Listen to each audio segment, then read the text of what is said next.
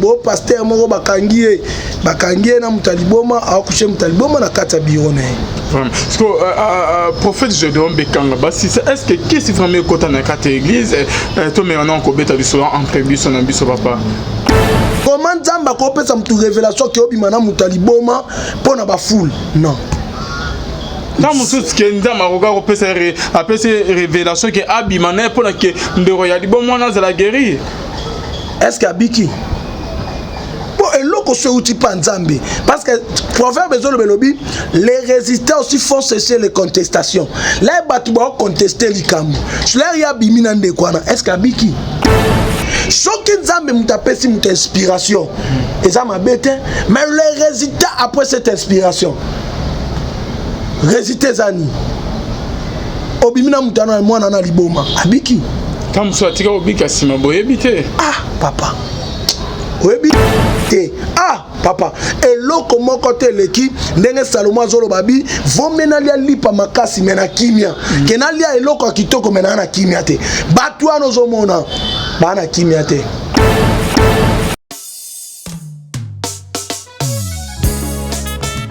L'Assemblée chrétienne Sycomore de Vie célèbre la dédicace 2019 qui coïncide avec le 20e anniversaire de l'Assemblée avec la servante de Dieu, la bouche autorisée de l'Éternel, la prophétesse Sansi Kimbango. C'est 14 décembre 2019 de 19h à 5h. Thème: le juste croise comme le palmier planté dans la maison de Dieu, même dans la vieillesse, une porte de fruits. Adresse: salle le millénaire, 3 places du 19 mars 1692, 77 176 Savigny Le Temple. Contact 07 83 17 91 39 06 30 93 85 09. La dédicace 2019, un événement à ne pas rater. Nakoki kobosana te nyonso yo salelanga yawe nakoki kowanga na jamais polama papa na vina ngai kumisa masanjola maya yaya ozwaki esika na ngai na Golgotha kumisa ma elombe anakokisa.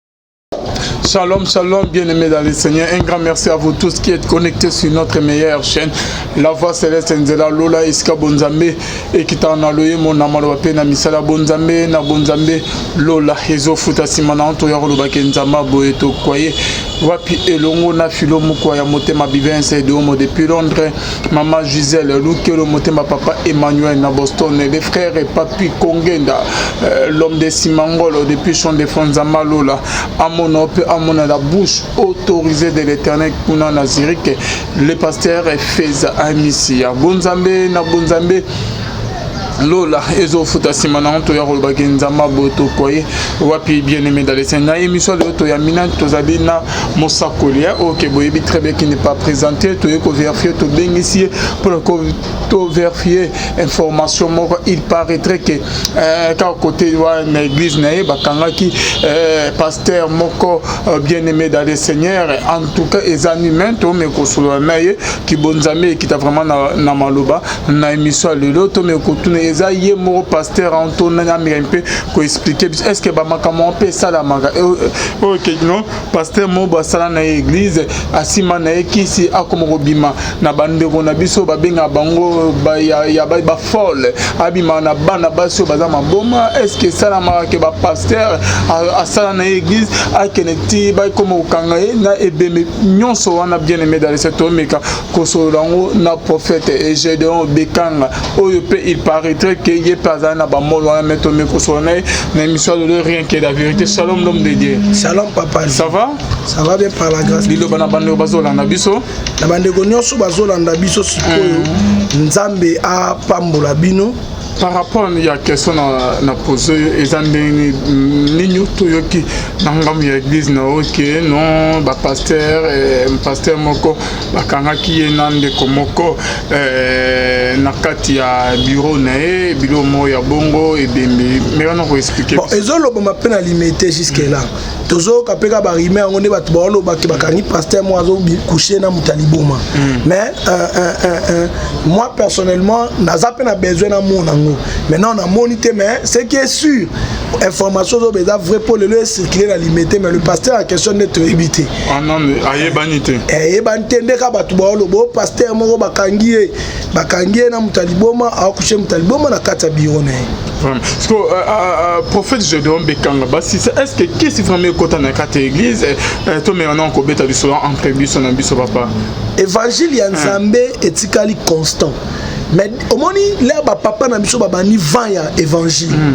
bando ki ba oya boya koi en pleine veillée banganga ba ozo ba kisi ba yo tika na makolo na bango bandumba ba bongo la mitema ba sasemba yo tika minduki et le diable a comprendre na banganga na ba comprendre makamwa Nzambe lelo nga na benga bango basala Nzambe te tozande espionner na batwana donc ba ye kokota kosa misala na bango mabe na makamwa Nzambe pona ko fragiliser christianisme et ça basa na Nzambe ya sote te wana musanda mais to evi serimo ba misu ba bima na système ba masakolo ba bima ke ba vrai serviteur de Dieu komata bango mambo na après ba yoko sima ba kis o benga ba mamba nani banganga pe ba mi oyebi ba sero wana c'est ya ba prophète 4 prophètes mo ba bana ko régner et ça vrai moi je suis dans le ministère prophétique j'ai des choses que je peux t'expliquer on a ba no que nous sommes espionnés est-ce que yoko yeba kelelo na Kinshasa ba comme une dimension ya osoma prophétie consomme ma prophétie nandene donc c'est-à-dire au moins ba papa na biso no mona église ba benga ya baba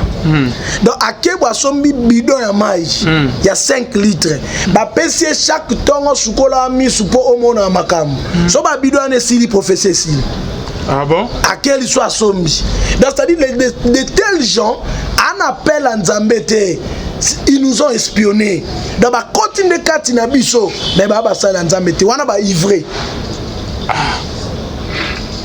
Est-ce que par conséquence c'est ça là comme un serviteur de Dieu à ça mais attend la Bible aux autres le banzam a kena resomba ba prophétie ko soma ba maya ba kis pour que mi soit fongam Bible plusieurs viendront à mon nom ils prophétiseront ils opéreront les miracles mais Bible na version na elobite ils prêcheront mon nom.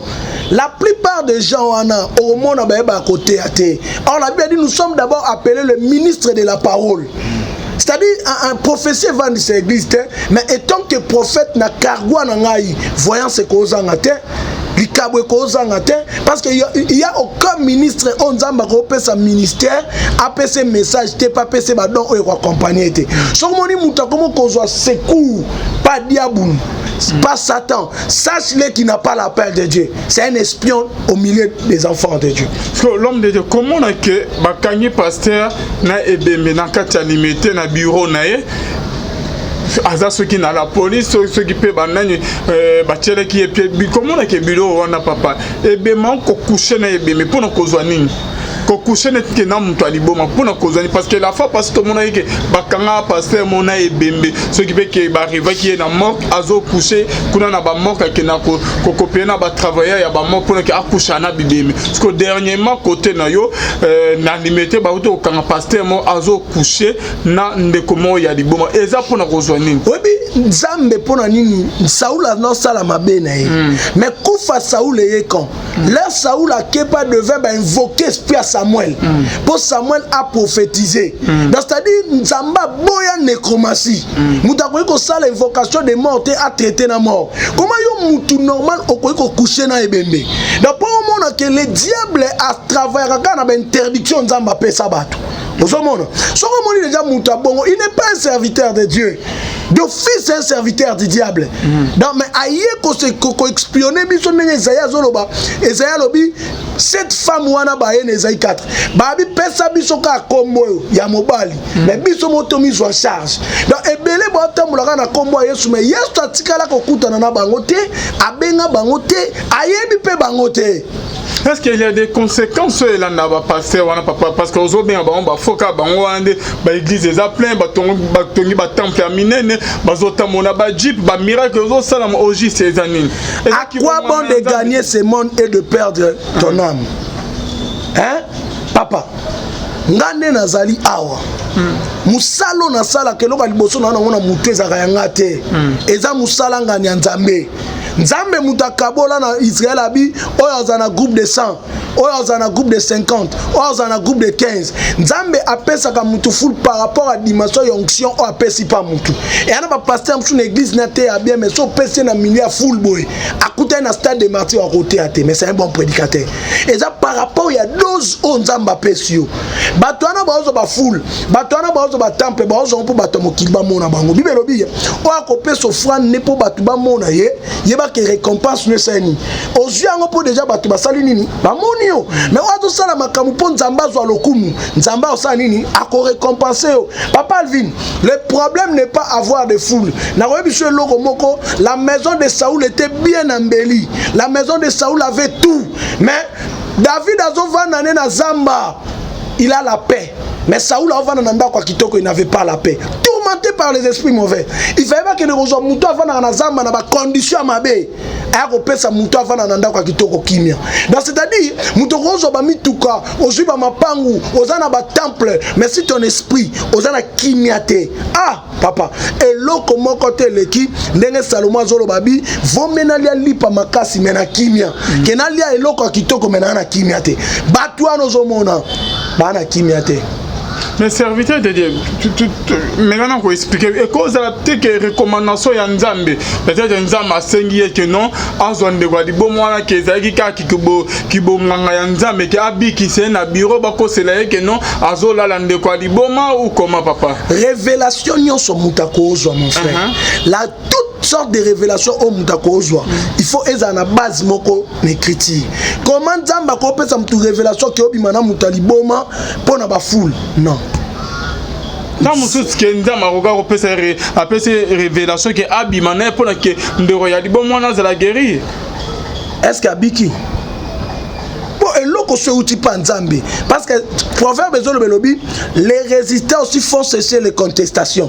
Là batu ba contester likambo. Cela ya bimina ndekwana. Est-ce qu'abiki parce que prophète Gédéon, ils ont toujours makamaki bonzambe un peu mis. Na Bible les a serviteur mo mosa na nzambe OK nzamba senga ki atamula ni liboso ya ba alia kutuna banye ozo ba exemple nyonso non. Oui. Est-ce que na moment na biso OK mosala nzambe moko OK abimi bo akoma utamula ni liboso en public soit que akene rolia banye.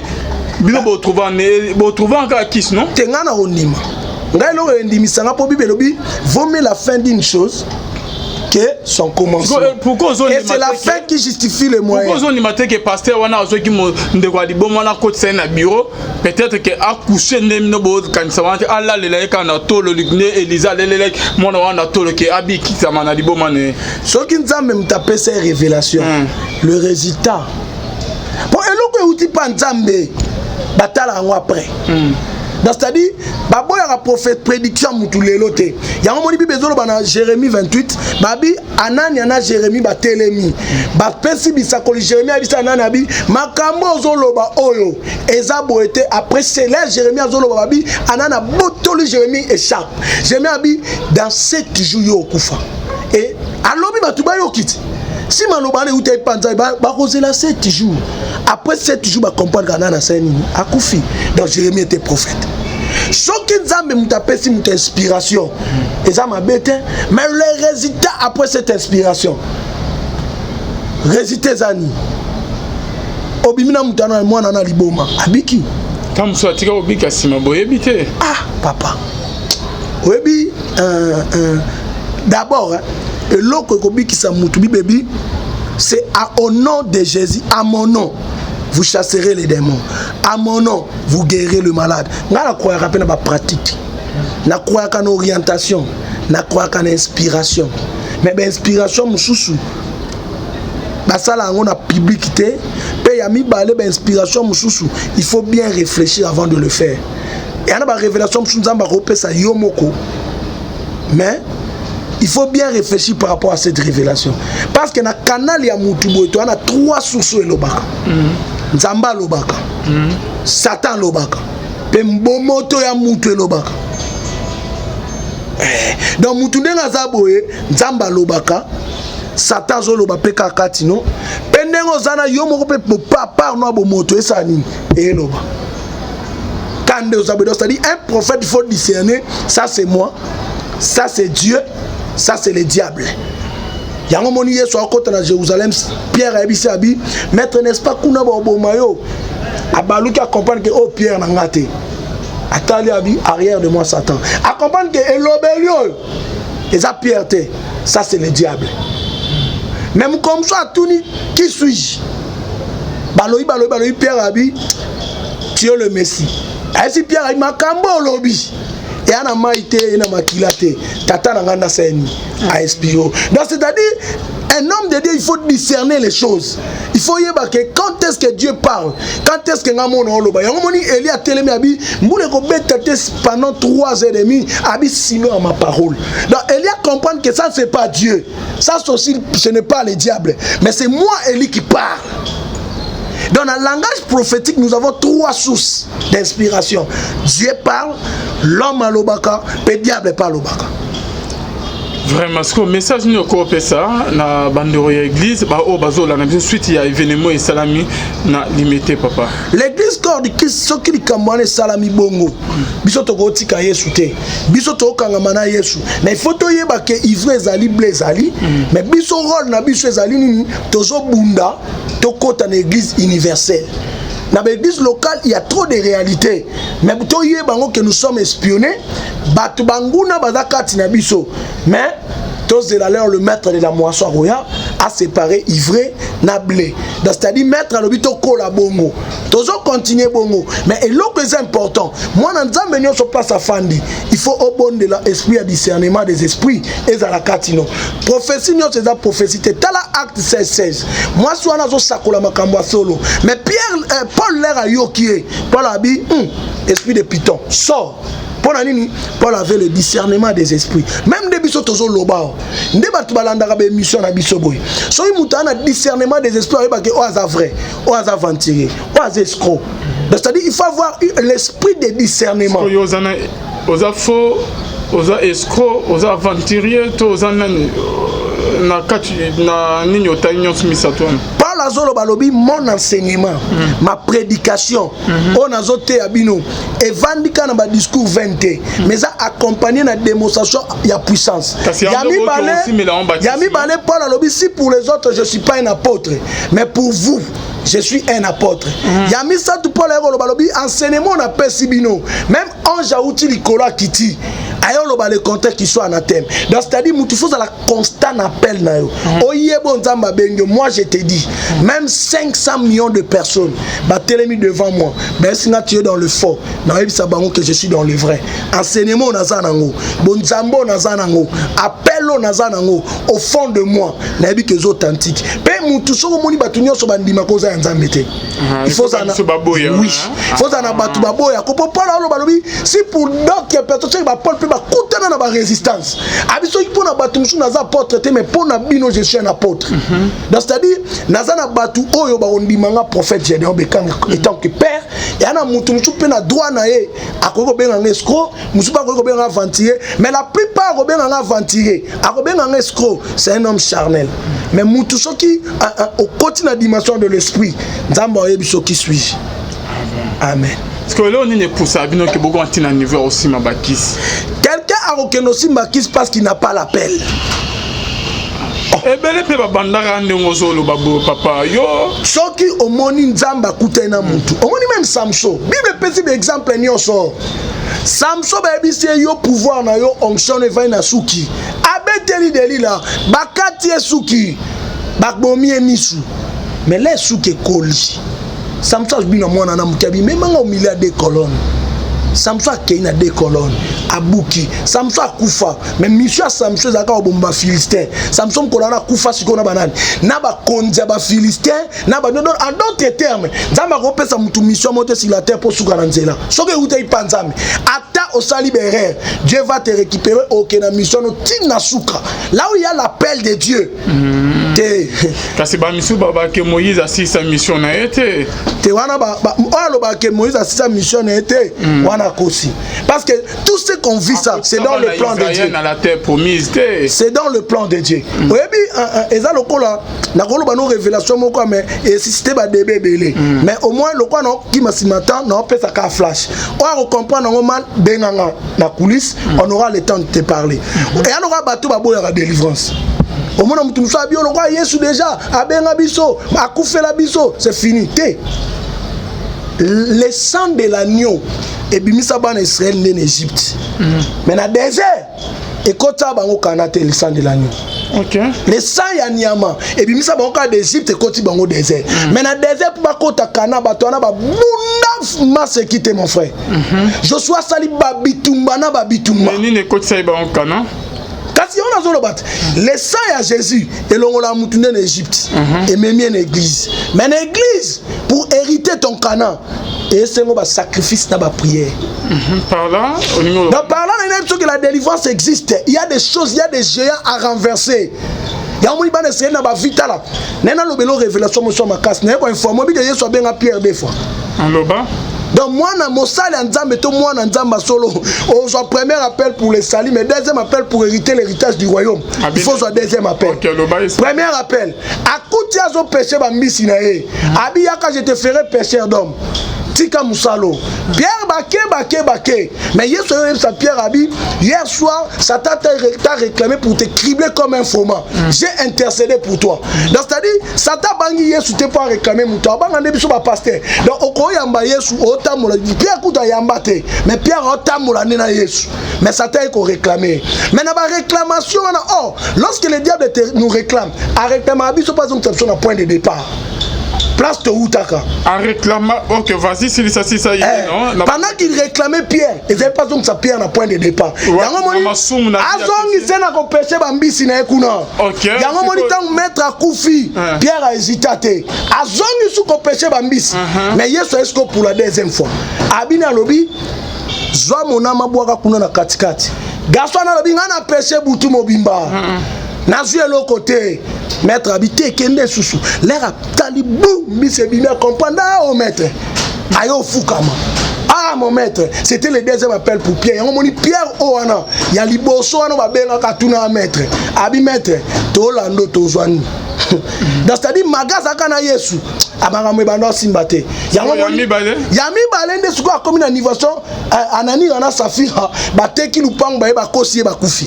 Donc c'est-à-dire ba monter kabilo ko boya na ma colonie. Donc c'est-à-dire il y a le premier appel c'est pour entrer au sali. Mutu soko yambi Yesu ko mo konpe mo bikisi. Au vaincre la réalité familiale, au vaincre la réalité mususte au kota nolola.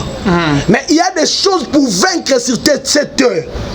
Au Koya Mbaye sur le quoi mon compte mais il y a des combats à faire. Il y a on a expliqué on marche à Israël, on a expliqué on appelle à Pierre. Moi pas côté les makuna. Abando gang na tombe ancêtre. Ça a quelque chose. Ça l'a boyé. Koko na biso. Ah on a quitté ça dans cimetière à Gombe. Si les lois salit, soko kei. Au moins na tombe musuba kanga ba chaîne. Bache kadena papa ndeko na biso na selon leur croyance ba iba chaka ba kadena bongo so tuni ba bi muto abana sani abana bima yango to lande to yosani ni to yoka ko bima na ndeni ko bima c'est l'explication na croyance ba ndeko na biso ana komoni eza musika te na Gombe so keyo ko mona ba tombo ba cha ba kadena minene na cimetière à Gombe.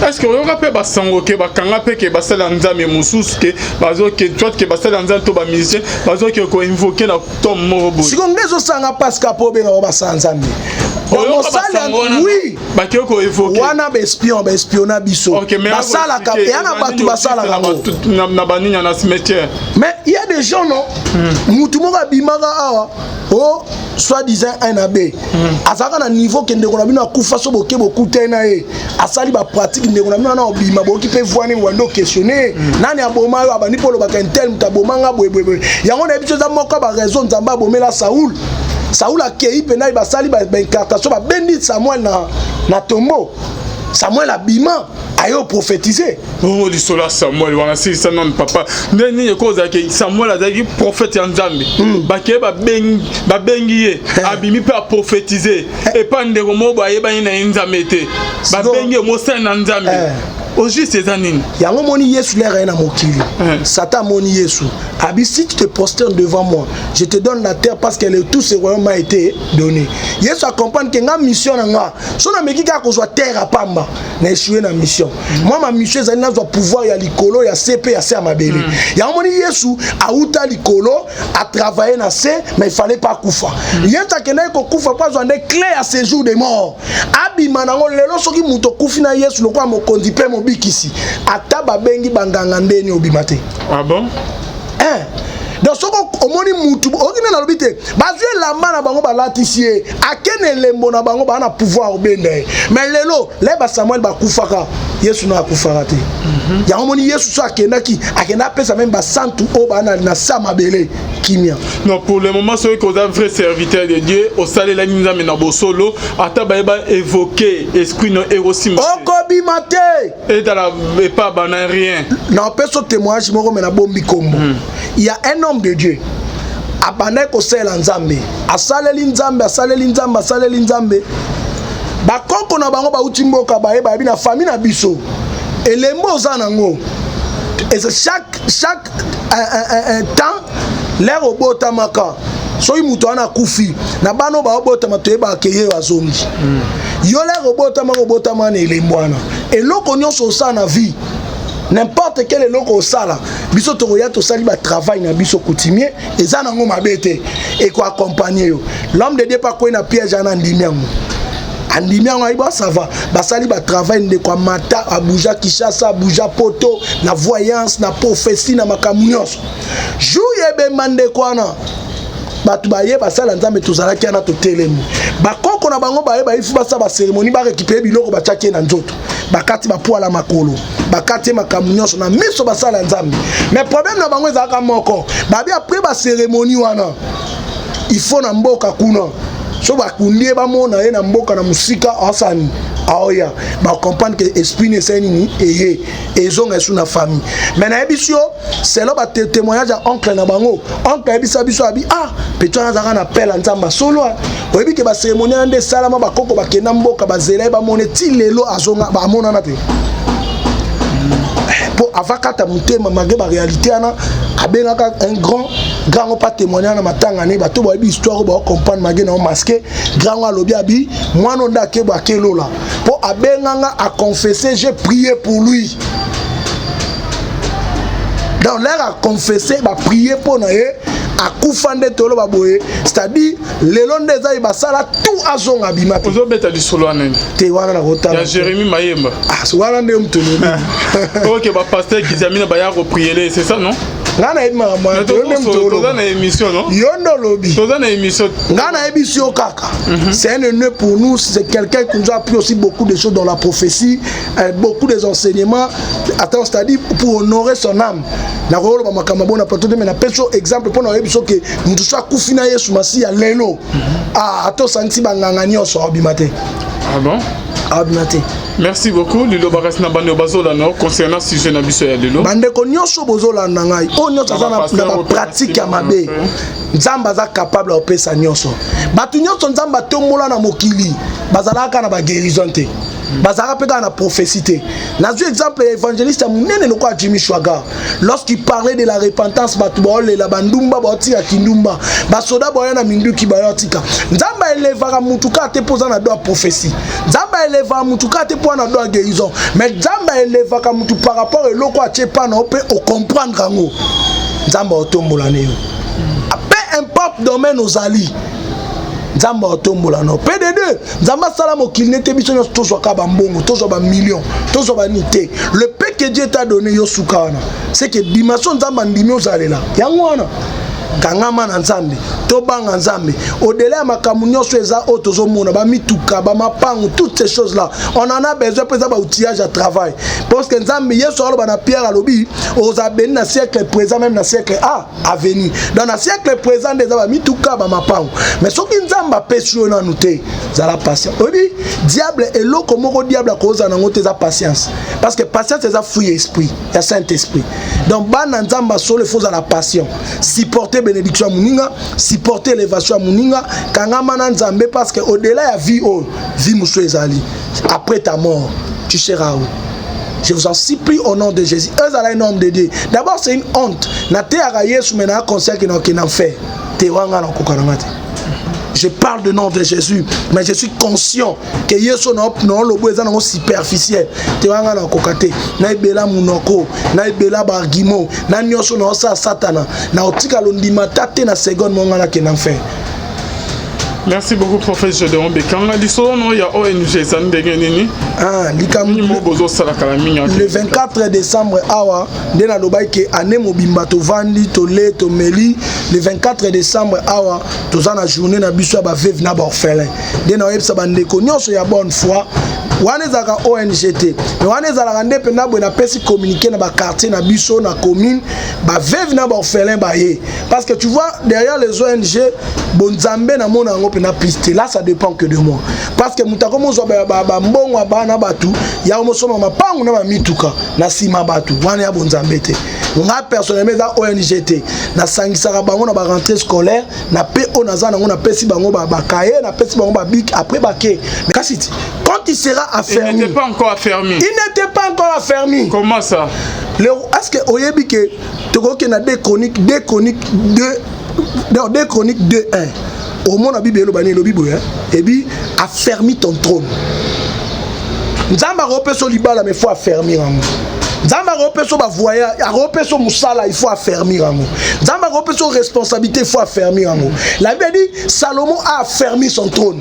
Donc c'est-à-dire malgré tatana tikeli bokondi, il a compris qu'il faut affermir les locaux. Affermir en neni, azuba nyama. Abomi, comme c'est loko affermi, c'est-à-dire et ça comme c'est loko za nango puissant, et loko za nango on maîtriser et comme makasi. Nzamba ropeso libala mais faut affermir ce mariage là. Et par rapport à Pierre? Et par rapport à Pierre, il appelle, mais réclamation moi bande obende, tu es ça qu'un péché, Pierre wana. Il fallait soit sous deuxième appel. De à côté parce qu'on appelle à mi balé et lili na ye comme big sabatu appelle à mi balé batu ba te kabilo ko boya na ma colonie donc ça dit nzamba okoyamba yesu lokwa mo condipe mo big ici ce n'est qu'une première étape il y a encore des choses au kuta na mo ba géa baza pour vivre Canaan yo. L'homme de Dieu, prophète Gédéon Bekanga Bando Bazo dans la vie sont toujours dans le cadre informé bino et comment n'engagner que n'est-il la fois parce que tu n'as pas émis sur mon tobéa c'est na bisolo yakola la na bibembe hein série mo pe que lo wa bana ko régner makasi et anilos que OK aussi makis batunyo que no la na bembe pourquoi et be masa kufana elo nini ozakuna ya mutuya webi na koyoko lobelo mongo eza vraiment makasi omoni ebembe na ebembe mystère ezala il y a un papa on reconnu na limité ba génération na biso ba nyonso ba yebi lisolo na beta o papa na zaka na mutabaloji yango moni eza dangereux so moni mutu mo bwa kangama na elamba ne mo boy moko ebima lokwa balinga yango mingi te ezaka bilamba ba travailler na science kit elamba na wana swanga kende kopa makasa sala ni alata rango swanga kende au contrat o nini alata rango mais papa na tango alia kufa ba menace ba malade bandi papa fungoli motema beteli bana na abi bana na ngai bomoni costume na ngana blé ona linga mingi soki na kufi baninga na nga bakoya ba no pesa costume to ke nango lavage bo pesa bango mais là bakoya ba bisi bino ke da costume ba ndo linga mingi to latisa ebo linga te parce que costume na so ba latisi ngai là bino bokendo kundanga bokei bango ba sani ba sa incartation na sani no bi bolingate na biso na morgue na limité to abana mikeme zaka somote bana baloyi me biso to boyela mana papa lata bato wana bazolela babi il faut kaka lata ngo pona nini elambane ko ede bango na ba incartation ba sala basa nini babimisa papa na do ba kufa no mona ke ya ba mystère yango moni Moïse akufi Quand on est monnaie. Moïse d'abord bakundaka. Mais batu diabolo ayende a récupéré corps à Moïse. Zamba tindi ba ange na likolo. Aibo empêcher azwa corps te. Ne ba ange ba récupérer corps ba kenana. Po omona ke bibemba no mona yango moni na bakoko na biso na bakutime na biso surtout bat bakoli mingi na village omona na ba mapangu na bango bandoko na bancetre na bango na basimandako omona problème eza na famille makambo esimba te mais moko akotele makuna abandi oganga na tombe ancêtre ça là quelque chose ça la boye koko na biso awa na Kinshasa na cimetière à Gombe ti lelo ezaliti soko kei omona tombe musu bakanga ba chaîne batie cadena pa bandeko na biso na selon leur croyance ba iba chaka ba cadena bongo so tuni ba bi muto abana sani abana bima yango to lande to yosani ni to yokanga ko bima na ndeni ko bima c'est l'explication na croyance bandeko na biso ana omoni eza musika te na Gombe so keyo ko mona ba tombo ba tia ba cadena minene na cimetière à Gombe. Est-ce que vous avez basango ke bakanga pe ke basala nzambe mususu ke bazo ke toi ke basala nzambe to ba musicien bazo ke ko invoquer na tom morobo siko ngezo sanga paska po be na ba sanzambe oui ba ke ko évoquer wana ba espiona biso basala ka yana batu basala na baninya na cimetière mais il y a des gens non mutu mo ka bimaka awa oh soi-disant un abbé azaka na niveau ke ndeko na bino akufa so boke bokute na ye asali ba pratique ndeko na bino na obima boki pe voani wando questionner nani aboma yo abandi polo ba kentel mutabomanga bwebwebwe yango na biso za moko ba raison nzamba abomela Saoul a kei pena ba sali ba incartation ba bendi Samuel na tombeau Samuel abima ayo prophétiser oh lisola Samuel wana si ça non papa ndeni koza ke Samuel azaki prophète ya Nzambe ba bengi ye abimi pe prophétiser et pas ndeko mo ba yeba na Nzambe te ba bengi mo sen na Nzambe au juste ces années yango moni Yesu lera na mokili Satan moni Yesu abi si tu te prosternes devant moi je te donne la terre parce que tout ce royaume m'a été donné Yesu a comprendre que nga mission na nga so na meki ka ko zo terre à pamba na échouer na mission moi ma mission ezali na zo pouvoir ya likolo ya CP ya se mabele yango moni Yesu a uta likolo a travailler na se mais il fallait pas kufa Yesu akena ko kufa pas zo des clés à séjour des morts abi manango lelo soki muto kufi na Yesu lokwa mokondi pe bikisi ata babengi banganga ndeni obimate ah bon donc soko omoni mutu okina na lobite bazwe lamba na bango balatisie akene lembo na bango bana pouvoir obende mais lelo leba Samuel bakufaka Yesu na akufaka te yango moni Yesu so akenda pesa même ba santu o bana na samabele kimia non pour le moment ceux qui sont vrais serviteurs de Dieu au salé la nzambe na bosolo ata ba évoquer esprit no erosim okobimate et dans la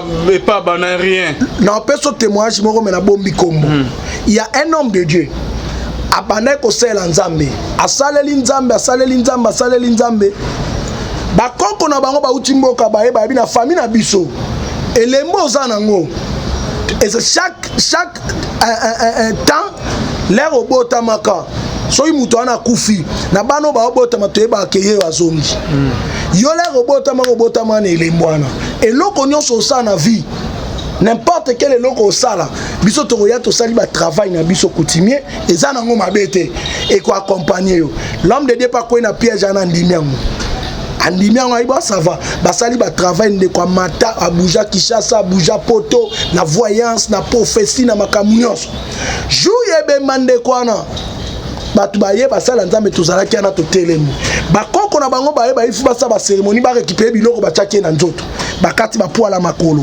bakati makamunyoso na miso basala nzambe mais problème na bango ezaka moko babi après ba cérémonie wana il faut na mboka kuna so bakundie bamona ye na mboka na musika asani aoya ba comprendre que esprit ne seni ni eye ezonga sous na famille mais na ebisio c'est là ba témoignage à oncle na bango oncle ebisa biso abi peto na zaka na pela nzamba solo oyebi ke ba cérémonie ande salama ba koko ba kena mboka ba zela ba mone ti lelo azonga ba mona na te pour avakata mutema magé ba réalité ana abengaka un grand pas témoigner na matanga ne bato ba bi histoire ba comprendre magé na masqué grand alobi abi mwana ndake ba kelola pour abenganga a confesser j'ai prié pour lui donc l'air a confessé ba prier pour na ye akufa nde tolo baboye, c'est-à-dire lelo ndeza ibasala tout azonga bimate. Ozo beta du solo anen. Te wana na rota. Ana ebisio kaka. C'est un honneur pour nous, c'est quelqu'un qui nous a appris aussi beaucoup de choses dans la prophétie, beaucoup des enseignements. Attends, c'est-à-dire pour honorer son âme. Na rolo ba makamabo na plateau de mais na peso exemple pour na ebiso que nous soit kufina Yesu masi ya lelo. Ah, ato santi banganga nyonso abimate. Ah bon? Abimate. Merci beaucoup. Lilo baras na bande bazola no concernant sujet na biso ya lelo. Bande ko nyonso bozola na ngai. O nyonso za na pratique ya mabe. Nzamba za capable de pesa nyonso. Batu nyonso nzamba tombola na mokili. Bazalaka na ba guérison te. Bazara peka na prophétie. Nazu exemple évangéliste munene loko a Jimmy Chwaga. Lorsqu'il parlait de la repentance batu baole la bandumba boti ya kindumba. Basoda boya na minduki bayotika. Nzamba elevaka mutuka te poza na do prophétie. Nzamba eleva mutuka te poza na do guérison. Mais nzamba elevaka mutu par rapport et loko a tchepa na ope o comprendre ngo. Nzamba otombola ne yo. Peu importe domaine aux alliés.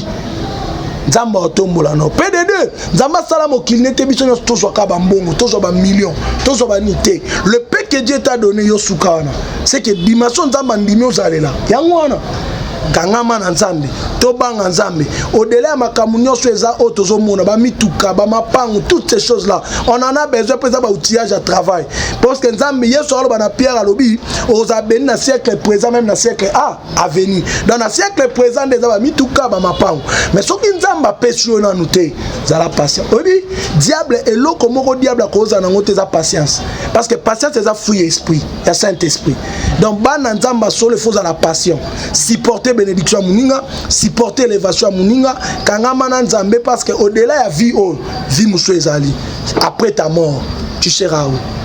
Je vous en supplie au nom de Jésus. Eux ont un nom de Dieu. D'abord, c'est une honte. Je parle du nom de Jésus, mais je suis conscient que Yesu non le besoin non superficiel. Te wanga na kokate, na ibela munoko, na ibela bargimo, na nyoso no sa satana, na otika londima tate na seconde monga na kenanfe. Merci beaucoup professeur Gédéon Bekanga. Il y a ONG Zandegeni. Le 24 décembre awa ndena lobaike ane mobimba to vandi to le to meli le 24 décembre awa tozana journée na biso ba veuve na ba orphelin ndena oyebisa bandeko nyonso ya bonne foi wana ezaka ONGT mais wana ezalaka nde pena bwe na pesi communiquer na ba quartier na biso na commune ba veuve na ba orphelin ba ye parce que tu vois derrière les ONG bonzambe na mona ngo pena piste là ça dépend que de moi parce que mutako mozo ba mbongo ba na batu ya omosoma mapangu na ba mituka na sima batu wana ya bonzambe te nga personnellement za ONGT na sangisaka bango na ba rentrée scolaire na pe onaza na pesi bango ba kaye na pesi bango ba bic après baké nzambe azala nzambe na bino to komi na ba fin de l'année na sepe na bonde la pona yo po fin de l'année et akana ba réalité nango ebele nazo bonde la pona ndeko nyonso tout o alandi biso zwa temps ko prier na ngai sikoyo tozo bonde la nzambe to ebisa nzambe te projet nyonso ya monguna o asala ki pona yo pona libota na yo pona bana na yo pona fin de l'année o la Bible dit ils formeront des projets contre vous et ces projets sera nul et sans effet yango na mito ba no bonde la siko na kombo na Yesu Masia naza ko anéantir projet nyonso ya satana projet nyonso ya monguna pensée nyonso ya mabe wa bongisa ki pona papa na nga wa bongisa ki pona maman wa bongisa ki pona bandeko na nga toza ko arrêter projet wana au nom de Jésus naza ko anilango au nom de Jésus acte nyonso tout o banaki o vivre na fin de l'année ezala accident ezala mort subite ezala maladie moko comme ma dépense belé na ndaku je l'anéantis au nom de Jésus-Christ de Nazareth Zambe ya Abraham Zambe ya Isaac Zambe ya Jacob Jésus-Christ de Nazareth wa kufa passer quoi kata bakufi abzala mobateli parce que la Bible dit si Dieu ne garde pas celui qui garde en vain que Dieu vous bénisse je prie au nom de Jésus amen que Dieu vous bénisse.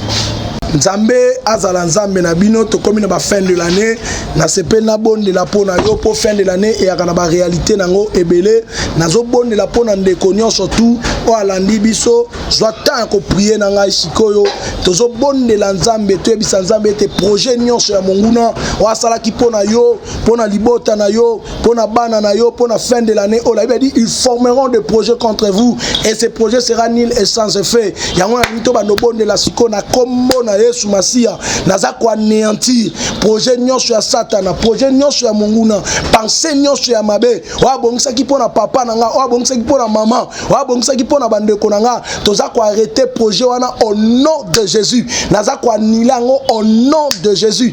Acte nyonso tout o banga ki o vivre na fin de l'année, ezala accident, ezala mort subite, ezala maladie moko comme ma dépense ebele na ndaku, je l'anéantis au nom de Jésus-Christ de Nazareth. Zambe ya Abraham, Zambe ya Isaac, Zambe ya Jacob, Jésus-Christ de Nazareth. Wa kufa passe quoi kata bakufi.